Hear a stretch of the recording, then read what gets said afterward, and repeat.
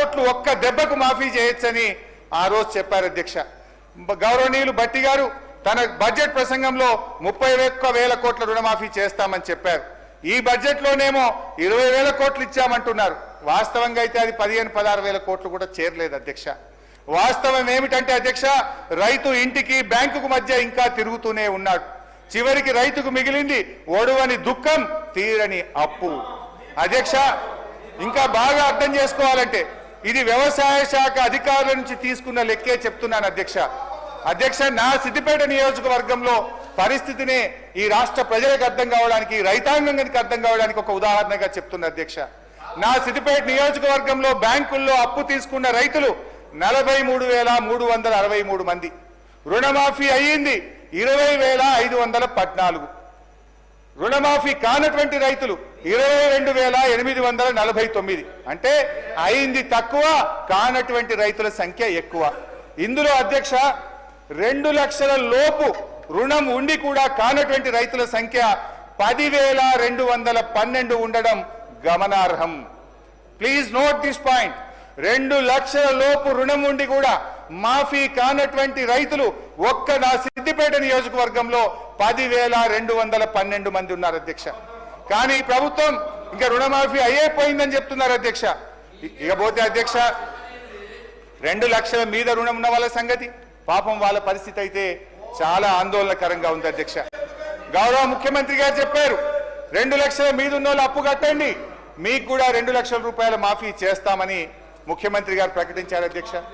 ముఖ్యమంత్రి గారి మాట నమ్మే అధ్యక్ష. నా నియోజకవర్గం ఉదాహరణ కోసం ఒక 2-3 పేర్లు చెప్తా, చాలా ఉన్నాయి కానీ గుర్రాలగొంది గ్రామంలో శ్రీనివాసరెడ్డి అనే రైతు యూబీఐ బ్యాంకులో 30 ఆగస్టు 2024 నాడు 2 లక్షల మీద ఉన్న 50,000 కట్టిండి అధ్యక్ష. ఇవాళటి వరకు మాఫీ కాలే. నారాయణరావుపేటకు చెందిన సత్తిరెడ్డి అనే రైతు 2,60,000 రుణం ఉంటే మితితో కలిపి మీద 76,000 రూపాయలు కట్టిండి అధ్యక్ష.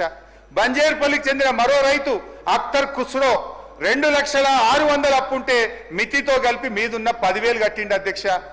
వారికి మరి ఈ రోజు వరకు కూడా ఈ ముఖ్యమంత్రి మాట నమ్మి 2 లక్షల మీద ఉన్న డబ్బు కడితే ఈ రోజు వరకు రుణమాఫీ కాలేదు. కొత్త అప్పుల మీద పడ్డాయి తప్ప మాఫీ కాక ఇవాళ 2 లక్షల పైన ఉన్న రైతులు తీవ్రమైనటువంటి ఆందోళనలో ఉన్నారు. దయచేసి 2 చేతులు జోడించి భట్టి గారిని, ముఖ్యమంత్రి గారిని ఈ రాష్ట్ర రైతుల పక్షాన సవినయంగా ప్రార్థిస్తా ఉన్నా. 2 లక్షల మీద ఉన్న రైతులకు, రుణమాఫీ కానటువంటి రైతులకు అందరికీ కూడా రుణమాఫీ చేయాలని, మీరు ఇచ్చిన మాట నిలబెట్టుకోవాలని చెప్పి నేను ప్రార్థిస్తా ఉన్నాను అధ్యక్ష. అధ్యక్ష అంటే నేను అనేది ఒకటే అధ్యక్ష. ఇప్పుడు లేదు, మీరు మాట్లాడుతుంటే తప్పని మీరు మాట్లాడుతున్నారు. నేను భట్టి గారిని అడుగుతున్నా, మదిర నియోజకవర్గానికి పోదామా, లేదు నా సిద్దిపేట నియోజకవర్గానికి వస్తారా, లేదు ఈ రాష్ట్రంలో ఏ గ్రామానికి పోదామో చెప్పండి. సంపూర్ణ రుణమాఫీ అయిందంటే నేను బహిరంగంగా మీకు క్షమాపణ చెప్పడానికి సిద్ధం. మీరు సిద్ధంగా ఉన్నారా అని నేను అడుగుతా ఉన్నా అధ్యక్ష. ఇవాళ ప్రజలు అర్థం చేసుకుంటున్నారు అధ్యక్ష. ముఖ్యమంత్రి గారు ఆ రోజు ఏం చెప్పిండు అధ్యక్ష, 1 సంవత్సరం కడుపు కట్టుకుంటే ప్లీజ్ 1 సంవత్సరం కడుపు కట్టుకుంటే రుణమాఫీ అవుతుందన్నారు అధ్యక్ష. ఇవాళ కడుపు కట్టుకుంది ఎవరో, అవినీతి ఆకలి అవుతుంది ఎవరికో ఇవాళ వాళ్ళకే తెలియాలి అధ్యక్ష. నీటిపారుదల రంగం గత బడ్జెట్ లో మీరు ఆన్గోయింగ్ ప్రాజెక్టులు పూర్తి చేస్తామన్నారు అధ్యక్ష. 6.5 లక్షల ఎకరాలకు నీళ్లు ఇస్తామన్నారు అధ్యక్ష. ఒకవేళ నేను భట్టి గారిని అడుగుతున్నా, 6 ప్రాజెక్టులు పూర్తి చేస్తే వాటి పేర్లు చెప్పండి, ఎన్ని ఎకరాలకు ఆయకట్టుకు ఇచ్చారో చెప్పండి అధ్యక్ష.